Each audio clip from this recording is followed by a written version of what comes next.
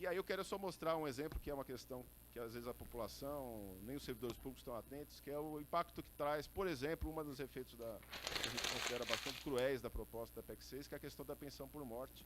Há uma redução bastante expressiva, eu trouxe só alguns exemplos, né?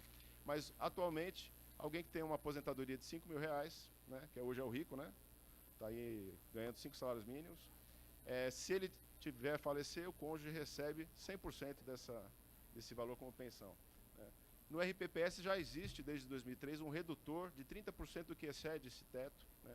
Então, por exemplo, um servidor público que receba R$ 20.000, né, nós aqui sabemos que ele recolhe sua previdência ao longo da sua vida sobre esses R$ 20.000, então ele recolhe R$ 2.200 por mês, diferente do RGPS. Esse servidor público aposentado, ele transmitirá de pensão 15.751, né, por causa desse redutor. Com a PEC 6, né, esse segurado do RGPS que recebe 5.000, transmitirá para o seu cônjuge, se ele for um único dependente, 60% desse valor. Então cai de 5.000 para R$ 3.000. E no caso do aposentado do RPPS, servidor público, né, existe uma dupla incidência, né, desse percentual da cota vezes o percentual da redução do teto. Então o valor cai de 20.000 para R$ 9.451. É uma redução de ficará menos da metade do valor para a pensão. E aí você junta esse elemento com a outra limitação trazida pela PEC 6, que é a limitação de acumulação de aposentadoria e pensão.